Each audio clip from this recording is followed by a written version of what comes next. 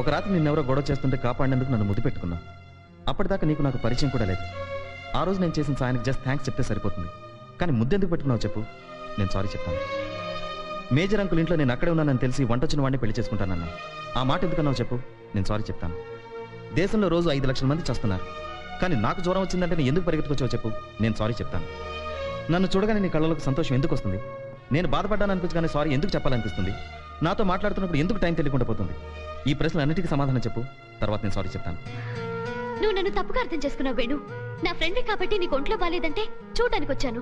ఆంటీతో వంట వచ్చిన వాడిని పెళ్లి చేసుకుంటా అన్నాను, నిజమే. But I don't have be serious. ఆ రోజు రాత్రి నిన్ను ముద్దు పెట్టుకున్నానని నువ్వంటున్నావు, కానీ అప్పుడు నేనేం చేస్తున్నానో నాకే తెలియని పరిస్థితిలో ఉన్నాను. అది నా తప్పు కాదు.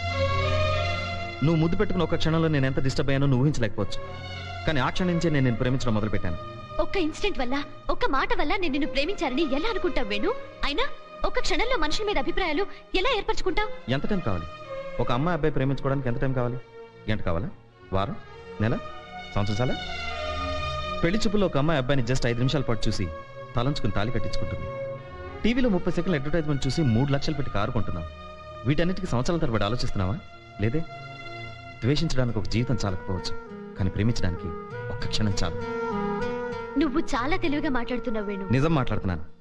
నాకు ఇక్కడ ఏదనిపిస్తే అది మాట్లాడతాను, ఇక్కడ ఏదనిపిస్తే అది చేస్తాను. వేణు, నాకు పెళ్లికి ముందు ప్రేమ మీద నమ్మకం లేదు. పెళ్లి తర్వాత మేమిద్దరం కలిసున్నావా లేదా అనేదే నాకు ఇంపార్టెంట్. చూడు, పరిచయమైన వాళ్ళంతా స్నేహితులు కాలేరు, స్నేహితులందరూ ప్రేమికులు కాలేరు. నా స్నేహం నీకు ప్రేమగా అనిపించుండొచ్చు, కానీ నీ పరిచయం మాత్రం నా వరకు స్నేహం దగ్గర ఆగిపోయింది. మనిద్దరి మధ్య జరిగిన సంఘటనలు కేవలం ఒక యాక్సిడెంట్ మాత్రమే. దాన్ని నువ్వు ప్రేమ అనుకుంటే ఐఎమ్ సారీ. నువ్వు అమెరికాలో ఉండొచ్చు కాబట్టి ఆడమక్కలు తిరగడం మామూలుగా అనిపించవచ్చు, కానీ మా ఊళ్ళో ఒక అబ్బాయిని చూసి అమ్మాయి నవ్వితేనే వాళ్ళిద్దరి మధ్య ఏదో ఉందనుకుంటారు. అలాంటి చోటు నుంచి వచ్చి నాకు అంతకంటే గొప్పగా ఆలోచించడం రాదు. నా రేంజ్ అంతే. దానికి నువ్వు సారీ చెప్పనక్కర్లేదు. నేను చేసిన పని వల్ల నీకు ప్రభుకి ఫ్రెండ్షిప్ చెడిపోకుండా ఉంటే చాలు.